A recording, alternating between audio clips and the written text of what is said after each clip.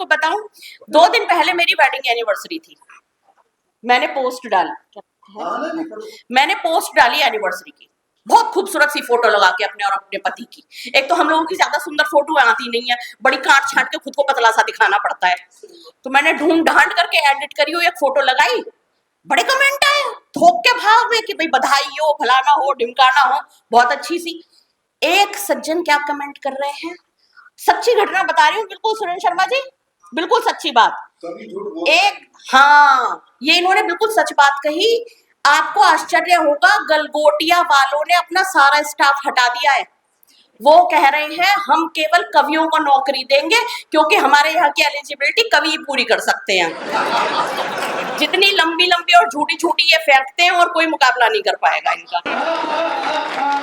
तो मैं बता रही थी, मैंने पोस्ट डाली एनिवर्सरी की। एक सज्जन वहां क्या कमेंट कर रहे हैं, आपको एनिवर्सरी की बहुत बहुत बधाई, लेकिन आपको वजन घटाने की आवश्यकता है, ये मेरा नंबर है, मुझसे संपर्क करें। मैंने बताओ हद हो गई। एक बार तो कमाल हो गया, एक कवि महोदय के घर में एक फंक्शन था, वहां उन्होंने फंक्शन के बीच में छोटी सी गोष्ठी भी रखी हुई थी। तो अक्सर क्या होता है, जब हम लोग कुछ अच्छा काव्य पाठ कर देते हैं तो जो श्रोता होते हैं वो हमारे साथ तस्वीर वगैरह खिंचाने के लिए आ जाते हैं। ये सभी कवियों के साथ होता है, मैं बिल्कुल सच्ची बात बता रही हूँ आपको। यहाँ पर मैंने परफॉर्म किया, बाद में एक सज्जन मेरे पास आए, मैंने कहा फोटो वोटो खिंचवाने आए होंगे, प्रशंसा करने। आकर मुझसे कहते हैं, दीपाली जी आपकी शादी हो गई क्या? हाय, इतनी खुशी तो शादी वाले दिन नहीं हुई थी जो उस दिन। मैंने बड़े शर्माते शर्माते उन्हें बताया। मैंने कहा कैसी बात कर रहे हो आप, 2 बड़े बड़े बेटे हैं मेरे। बोले अच्छा नहीं, वो मुझे लगा कई बार मोटापे की वजह से होती नहीं है ना, तो हम दवाई देते हैं। मतलब स्थिति इतनी खराब है, मैं क्या बताऊं। होली का कार्यक्रम सजा रखा है आपने। कई बार होता है होली खेलने का मन नहीं हो तो कहीं छुप जाओ, पर मैं तो कभी छुप ही नहीं पाई, कहीं ना कहीं से दिख ही जाती थी। बहन जी मुझसे रिजेंबल कर रही हैं बिल्कुल, उन्हें आप बीती कहानी लग रही है बिल्कुल। एक साहित्यकार को और क्या चाहिए, उसकी भावनाएं किसी की भावनाओं से मेल खा जाए तो मैं सच बता रही हूँ आपको। अच्छा, संवेदनाओं की कोई वैल्यू ही नहीं रह गई है। मतलब आदमी बेचारा कुछ करने आया है, आपका टारगेट उसका मिटा। संवेदनाओं की स्थिति देखिए।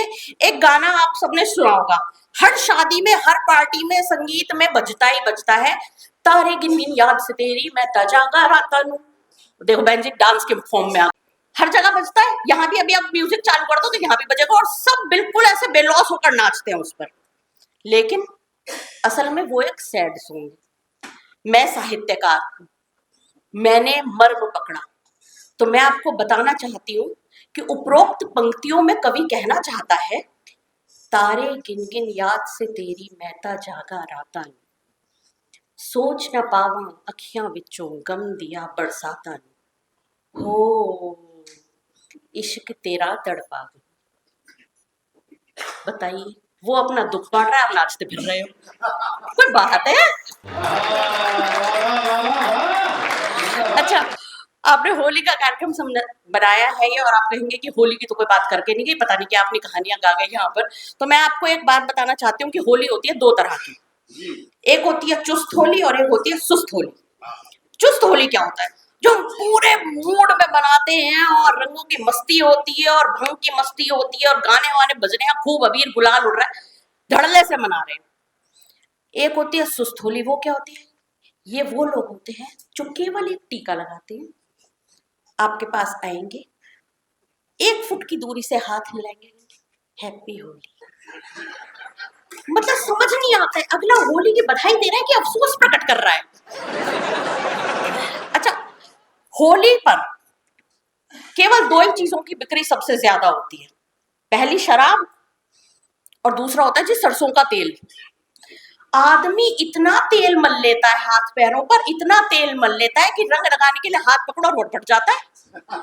रंग लगाने के लिए जैसे ही आप हाथ पकड़ोगे वो रपट के आगे। फिर ऐसे में रसिक गुप्ता जी जैसा आदमी क्या करता है, वो कमीज उठा के कमर पे रंग मिलता है अगले की। अच्छा, कुछ लोग तो इतनी पी लेते हैं, इतनी चढ़ा लेते हैं, इतनी चढ़ा लेते हैं कि नशे में कुत्ते के माथे पर टीका लगाकर कह रहे होते हैं, समधी जी होली की बधाई। अगले दिन थाने से उन्हें समधी जी छुड़ा कर ला रहे होते हैं अपने।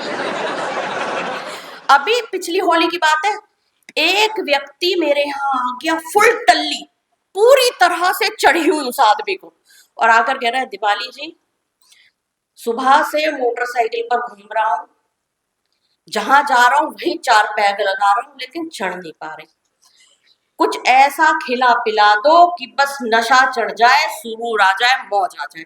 मैंने कहा बिल्कुल सब कुछ खिलाऊंगी पिलाऊंगी, पहले कुत्ते पे से उतरो। तो चलिए, होली का माहौल है, मस्ती है, समय की अपनी गरिमा। तो मैं एक कविता आप सबके बीच होली की रख के अपना स्थान लूंगी। तो आप सबने देखा होगा होली पर क्या होता है, टोलियां बन के चलती हैं, कुछ जो हुड़दंगी टाइप के लड़के होते हैं उनकी टोलियां चलती हैं, और इन हुड़दंगियों की पहचान, मुख्य पहचान क्या होती है, इन सबके मुंह पर सिल्वर पेंट लगा हुआ होता है, ये आपने देखा होगा, वो इनकी पहचान होती है। बलजीत जी को पता है कि अब इसके बाद उनका नंबर है, उन्होंने पहले ही ना शिफ्ट हो गई, वो कि चलने में थोड़ा कम समय लगेगा। तो पहचान होती है कि वो मुंह पर सिल्वर पेंट लगाकर घूम रहे होते हैं, उनकी मंशा क्या होती है, वो सब मस्ती की एक कविता आप सबके बीच में आनंद लीजिएगा।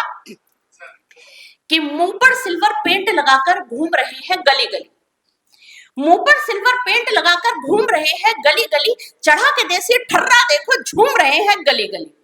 और पीछे मैं देख रही हूँ, पीछे से सेकंड लास्ट पंक्ति में वो चेक की कमीज वाले शख्स, वो आपस में तीनों जने खुद ही अपनी कविताएं करे जा रहे हैं। कहते हैं हमें तुझसे कोई मतलब ही नहीं है, हमारी गॉसिप जो ऑफिस में नहीं हो पाती है वो हम यहाँ पूरी करेंगे।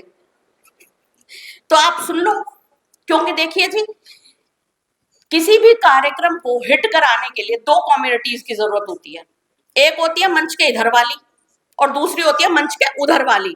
और यकीन जानिएगा 80% जिम्मेदारी मंच के उधर वालों की होती है। तो आपकी तालियां ऐसी होनी चाहिए कि इस पूरे प्रांगण में आवाज जाए कि हाँ कोई कार्यक्रम सजाया गया है। मैं आपको बता दूं, अरुण जी जानबूझकर लेट आए हैं, इनका कोई कार्यक्रम नहीं था, इन्होंने कहा दीपाली निपट जा तभी आऊंगा, इसे कौन झेलेगा। तीसरा मतलब आप क्या चाह रहे हो, हिस्सेदारी मांग लूं?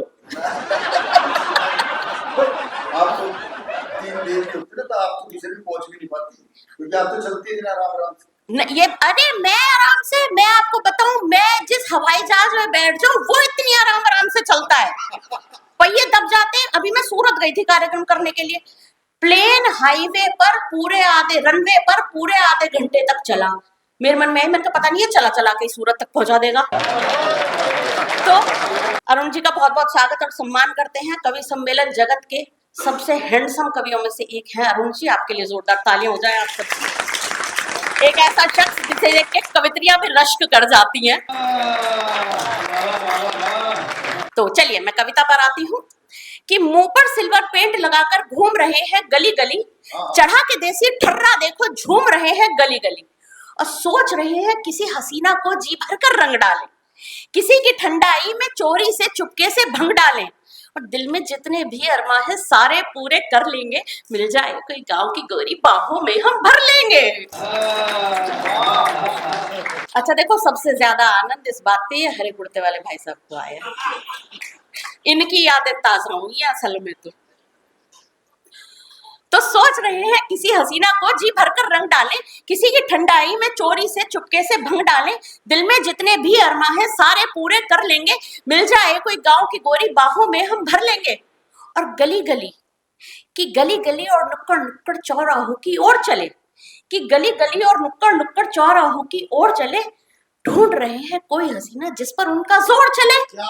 और तभी अचानक जीन्स पहनकर आई छबीली शर्माती, सर से लेकर पांव तलक नीली पीली पर इतराती, और उसे देखकर सब लड़कों के मन में लड्डू फूट पड़े, लेकर अपना सारा असला एक अबला पर टूट पड़े, और नीला पीला लाल गुलाबी हर एक रंग था मल डाला, कि नीला पीला लाल गुलाबी हर एक रंग था मल डाला, और किसी ने पिचकारी से उस कन्या पर जल डाला। और जैसे ही मुंह धुला तो पाया, कि जैसे ही मुंह धुला तो पाया, तितली नहीं ये तीतर है।